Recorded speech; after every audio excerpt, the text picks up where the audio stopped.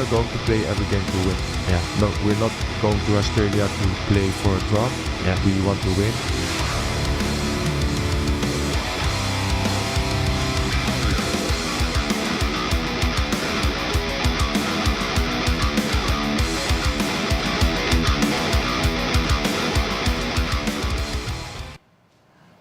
Saudara, jelang lanjutan laga kualifikasi Piala Dunia 2026, saya ajak Anda, saudara, untuk melihat seperti apa perbandingan peta kekuatan pemain timnas Indonesia versus Australia. Kita tampilkan datanya, saudara. Yang pertama adalah soal kiper nih. Nah, kalau kita lihat kiper andalan dari timnas Indonesia tentu saja Martin Pas. Ini yang sudah menjadi perbincangan publik saat pertandingan antara Australia dan juga Indonesia sebelumnya. Namun yang Martin Pas memang kini bermain di FC Dallas. Namun persaingan untuk posisi penjaga gawang di timnas Indonesia ini juga akan semakin ketat. Karena apa? Karena menyusulnya bergabung pemain yang baru saja dinaturalisasi, ya saudara, yaitu ada Emil Eduardo, dan juga saat ini ada yang memperkuat klub Liga Serie B Italia, saudara, yaitu Palermo.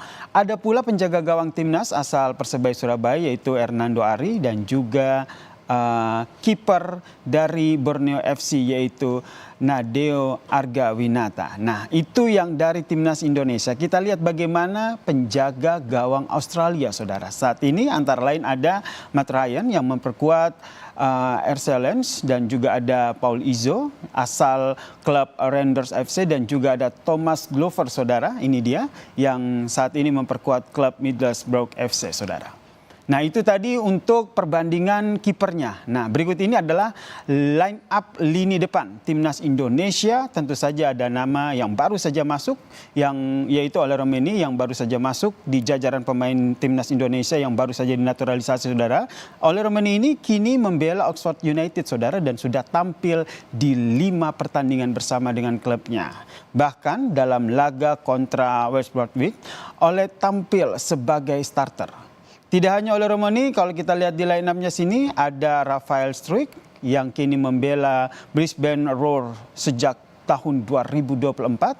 Sempat jadi andalan pada 7 pertandingan awal, saudara, namun harus duduk di bangku cadangan dalam 5 pertandingan terakhir. Sementara itu, timnas juga harus mewaspadai striker utama dari Australia, saudara. Kalau kita lihat di sini ada Kusini Yengi yang saat ini bermain di Portsmouth FC. Yengi ini telah mencetak 6 gol, saudara, dari penampilannya untuk Australia di kualifikasi Piala Dunia 2026. Ada pula nama lain dari pemain senior, yaitu Adam Taggart. Nah, ini Adam Taggart ini bermain di Perth Glory FC. Itu tadi lini penyerang. Kalau kita lihat sekarang ke duel 2 kapten juga menarik untuk dilihat. Ada pada laga Indonesia kontra Australia pada 20 Maret mendatang. Ini bek timnas Indonesia, J.I. Jess, tidak hanya dipercaya sebagai kapten timnas, saudara, tapi bahkan ia juga jadi kapten utama Venezia Serie A Italia pada musim ini. Nah, sementara itu, kapten yang juga kiper timnas Australia, Matt Ryan, juga jadi bagian utama dari The Socceroos saat bermain di Piala Dunia 2022 lalu dan menjadi starter dalam debutnya di Excellence, Prancis. Itu tadi, saudara, sejumlah line up perbandingan antara tim penyerang, kemudian back, dan juga ada tim penyerangnya juga, saudara. Ini yang nanti akan kita bahas. Tapi sebelumnya, ini kalau kita lihat kualifikasi Piala Dunia 2026 putaran ketiga ini akan berlanjut. Pertemuan antara Indonesia melawan Australia menjadi ujian perdana bagi Patrick Kluivert bersama dengan timnas Indonesia. Welcome to Australia. Tiba di Sydney, timnas Indonesia langsung memulai persiapan jelang laga melawan Australia di Allianz Stadium pada Kamis mendatang.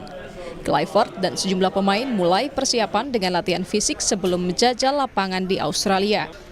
Pengamat sepak bola Anton Sanjoyo memprediksi starting line up tidak akan banyak berubah kecuali tambahan penyerang Ole Romeni.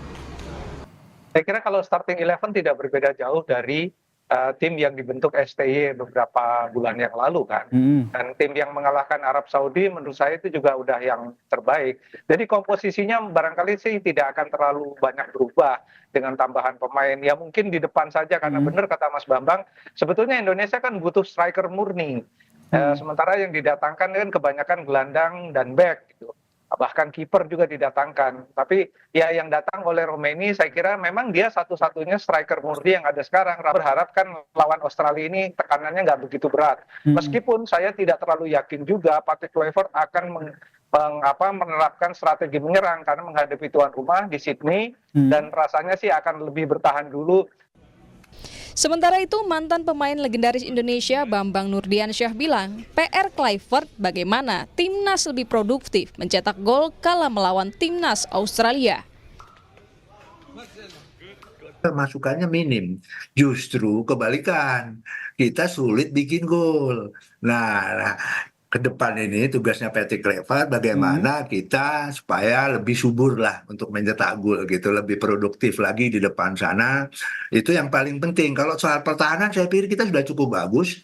Apa yang dikatakan Joy tadi, kiper kita juga luar biasa. Apalagi sekarang nanti ada pemain belakang gelandang pertahan. Kalau Pessi kalau nggak salah itu gelandang pertahan itu bisa bagus membantu bertahan dia sebetulnya. Jadi lawan Australia nanti bisa saja kalau Bung Joy tadi bilang mungkin kita flat four gitu bisa dibantu gelandang bertahan. Jadi 5 juga bertahannya gitu. Lanjutan kualifikasi Piala Dunia 2026 putaran ketiga Grup C. Laga kedua Indonesia melawan Australia akan dihelat di Allianz Stadium Sydney, Kamis 20 Maret 2025. Pertandingan ini akan menjadi ujian perdana bagi Patrick Kluivert bersama Timnas Indonesia. Tim Liputan, Kompas TV. Kita bahas kans Timnas Indonesia bersama dengan Kluivert dalam laga tandang melawan Australia. Sudah bergabung bersama kami di Kompas Petang Saudara, pengamat sepak bola Haris Pardede. Bung Harpa, selamat petang, salam sehat.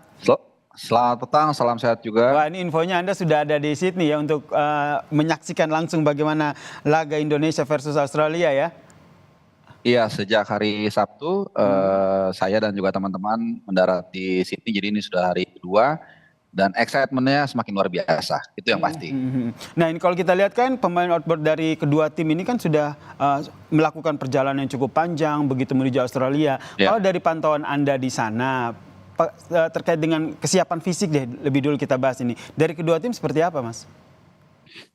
Ya sebenarnya kalau kita mau jujur, kesiapan fisik dari Socceroos itu lebih diuntungkan. Karena mereka kan hanya menjalani mayoritas, enggak semua sih, tapi sebagian dari mereka banyak yang bermain di liga lokal juga, kombinasi dengan beberapa ada yang dari luar negeri, Irfan Jackson salah satunya.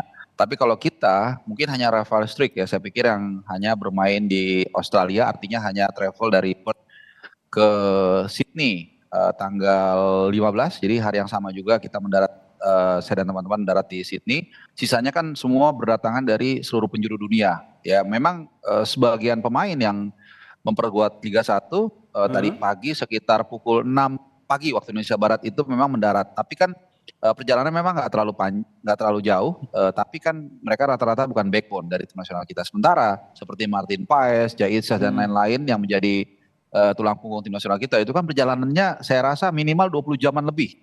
Jadi ini yang menjadi tantangan. That's why kalau kita mengikuti salah satu Tom Hai kemarin itu dia mendarat malam waktu sini, itu begitu sampai hotel langsung recovery gitu. Jadi ini tantangan yang harus dihadapi oleh Patrick Kluivert dalam waktu yang singkat, dari perjalanan yang begitu melelahkan dan beberapa pemain yang baru berdatangan. Menyatukannya ini menjadi tantangan dari Patrick Kluivert dan juga Alex. Berbicara soal tantangan dari Patrick Kluivert, kita lihat bahwa Patrick Kluivert tidak hanya sendiri, begitu ada 4 asisten pelatih yang kalau kita lihat ini track recordnya punya kemampuan masing-masing. Salah satunya adalah menyusun formasi. Kalau Bung Harpa sendiri melihat komposisi pemain yang akan diturunkan nanti seperti apa? Ya, jadi ada 2 hal yang sejak jauh hari sudah kita analisa sepenunjukan Patrick Kluivert ya tanggal 12 Januari lalu soal siapa saja pemain yang akan dipanggil dan strategi komposisi apa yang akan diterapkan oleh Patrick Kluivert. Yang pertama tabakan kita sudah hampir benar lah gitu. Artinya pemain yang dipanggil itu memang nggak akan berbeda jauh dengan apa yang dipanggil di era Sintayong gitu ya. Karena memang basisnya juga tidak mudah karena butuh hanya 2 bulan untuk mengetahui para pemain itu nggak mudah. Hanya mungkin ada 1-2 pemain, salah satunya Septian Bagaskara yang katakanlah di luar radar. Dan juga tambahan 3 pemain, karena 1 pemain oleh Romelu sudah kita ketahui sejak akhir tahun lalu. Nah, kemudian yang kedua, soal gaya bermain. Banyak yang mengatakan, oh kita dari Belanda akan bermain menyerang. Saya rasa kalau prediksi saya enggak. Jadi Anda memprediksi tidak ada langsung strategi menyerang, begitu ya Bung Harpa ya? Saya rasa nggak terlalu vulgar lah. Dan ini pun ini pun juga menjadi rekomendasi ataupun standing point dari beberapa pelaku sepak bola. Salah satunya dari Bjorn Raven. Ini berkali-kali saya katakan, ini ayahnya Jens Raven yang pernah berbincang dengan saya. Dia juga tidak yakin kita akan bermain total football. Tapi mungkin lebih agresif, iya. Kira-kira seperti itu. Oke, kemudian tadi juga sempat saya tampilkan bagaimana head to head pemain yang merumput juga di Liga Eropa. Dari di atas kertas dulu kan kita lihat ya kalau bola bundar jadi apapun bisa terjadi. Namun kalau di atas kertas sendiri Anda membandingkannya seperti apa? Pemain Indonesia dengan pemain Australia? Ya, kalau kita lihat letter luck ya, hanya materi saya pikir 11-12. Jadi ini kan juga pernah diungkapkan oleh mantan pemain Everton yang juga pemain Australia Tim Cahill, yaitu saya pikir bukan cywar bahwa kekuatan kita dan Australia secara materi itu boleh dikatakan hampir sama. Tapi ada 2 yang membedakan. Apa tuh? History karena kita tahu Australia ini adalah langganan Piala Dunia, bahkan mereka juga pernah mencapai ke knockout stage, dan kedua tentunya mereka sudah bermain lama secara bareng-bareng di tim. Nah ini yang menjadi kelebihan mereka. Gitu. Jadi dan mereka juga akan main away. That's why nanti kita sangat memerlukan dukungan dari pemain ke-12 atau fans untuk memompas semangat Calvin Federer dan kawan-kawan agar mereka tidak takut ya. Dan saya pikir mereka punya modal itu. Kita pernah melakukan itu ketika tampil pertama kali di Jeddah menghadapi Saudi, bagaimana kita tampil luar biasa. Dan quotation dari Justin Upton juga menarik, Bung Yasir. Dia mengatakan saat saya interview di bandara kemarin, dia mengatakan kita sudah membuktikan they are not better than us. Itu mengacu kepada pertandingan pertama di GBK saat kita bermain 0-0. Jadi harusnya kalau ada referensi seperti itu ya kita nggak usah takut aja menghadapi mereka dengan optimisme tapi tetap hati-hati. Oke, menghadapinya dengan optimisme dan tetap hati-hati ya. Yang jelas kita gak hanya Patrick Kluivert yang deg-degan, kita juga deg-degan. Semua warga Indonesia tetap mendukung timnas Indonesia melawan Australia untuk membawa kemenangan. Selamat menonton pertandingan di sana ya, Bung Harpa. Makasih. Terima kasih Bung Harpa, pengamat sepak bola telah berbagi perspektifnya di Kompas Petang. Salam sehat.